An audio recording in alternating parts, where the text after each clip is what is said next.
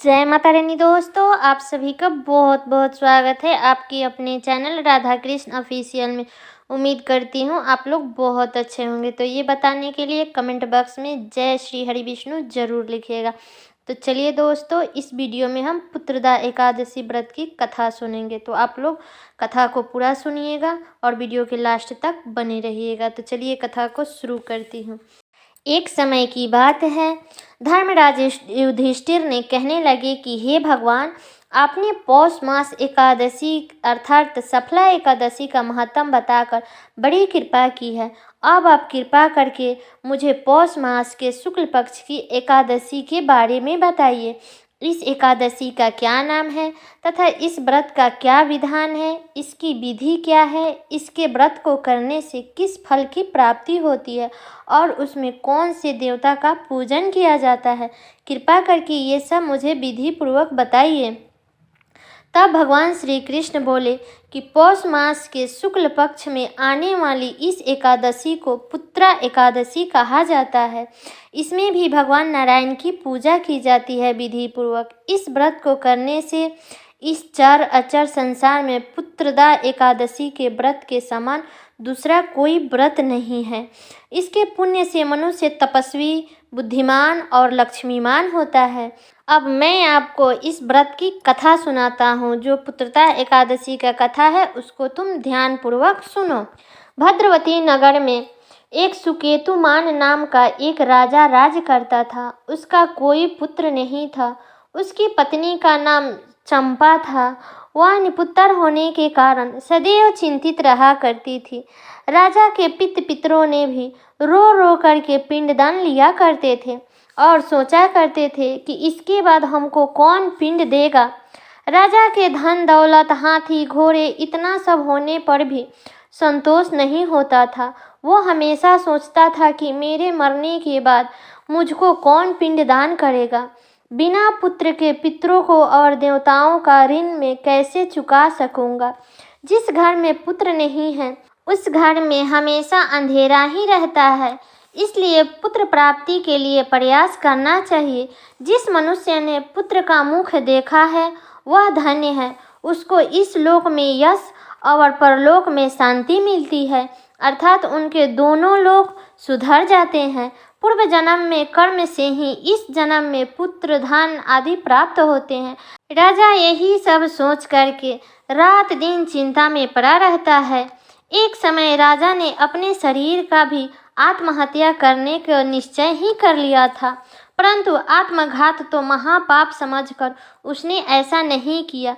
फिर एक दिन राजा ने ऐसा ही विचार करते करते ऐसा हुआ कि अपने घोड़े पर चढ़कर वन की ओर चल दिए तथा पशु पक्षी वृक्ष को देखने लगा। तब राजा ने देखा कि वन में सभी जानवर जैसे मृग, सिंह, बंदर, सांप आदि भ्रमण कर रहे थे। हाथी अपने बच्चों के साथ और हाथिनी के साथ बीच घने जंगल में घूम रही थी। वन के दृश्य को देखकर राजा सोच विचार करने लगा। इसी प्रकार से आधे दिन निकल गया। तब राजा ने सोचने लगा कि मैंने कई यज्ञ किया, ब्राह्मणों को स्वादिष्ट भोजन कराया, फिर भी मुझे दुख ही प्राप्त क्यों हो रहा है। सोचते सोचते राजा को बहुत तेज प्यास लगी। राजा प्यास के मारे अत्यंत दुखी हो गया और पानी की तलाश में इधर उधर भटकने लगे। थोड़ी दूरी पर राजा ने देखा कि एक सरोवर दिखा। उस सरोवर के चारों तरफ कमल खिले थे तथा उस सरोवर के चारों तरफ मुनियों का आश्रम बना हुआ था। उसी समय राजा के दाहिने आंख फड़फड़ाने लगे। तब राजा ने इसे शुभ संकेत समझ करके घोड़े से उतरकर मुनियों के पास गया और दंडवत प्रणाम किया और मुनियों के पास बैठ गया। राजा को देख करके मुनियों ने कहा कि हे राजन, मैं तुमसे अत्यंत प्रसन्न हूँ। तुम्हारी क्या इच्छा है वो हमें बताओ। तब राजा ने पूछा कि महाराज, आप कौन हैं और आप किस लिए यहाँ आए हैं, कृपा करके बताइए। तब मुनियों ने कहने लगे कि हे राजन, आज संतान देने वाली पुत्रदा एकादशी है और हम लोग विश्वदेव हैं और इस सरोवर में स्नान करने के लिए आए हैं। यह सब सुनकर राजा बोले कि महाराज, मेरा भी कोई संतान नहीं है। यदि आप मुझ पर प्रसन्न हैं तो मुझे एक पुत्र का वरदान दीजिए। तब मुनि बोले कि राजा, आज पुत्रदा एकादशी है। अगर आप इस व्रत को करते हैं तो आपको भगवान की कृपा से अवश्य ही आपके घर में पुत्र होगा। तब मुनि के वचन को सुनकर राजा ने उसी दिन एकादशी का व्रत किया और द्वादशी को उसका पारण किया। इसके पश्चात मुनियों को प्रणाम करके जो उनके पास में था वो सब दान दक्षिणा मुनियों को दिया और अपने राजमहल में वापस आ गए। कुछ समय बीतने के बाद रानी ने गर्भ धारण कर लिया और 9 महीने के बाद उनका एक पुत्र हुआ। वह राजकुमार बड़े होकर के अत्यंत शूरवीर, यशस्वी और प्रजापालक हुआ। तब श्री कृष्ण बोले कि हे राजन, पुत्र की प्राप्ति के लिए पुत्रदा एकादशी का व्रत जरूर करना चाहिए। पुत्रदा एकादशी का व्रत करने से हर इच्छा पूरी होती है। पुत्र की कामना से करते हैं तो पुत्र की प्राप्ति होती है। जो भी मनुष्य इस महा उत्सव को पढ़ता है या सुनता है उसे अंत में स्वर्ग की प्राप्ति भी होती है।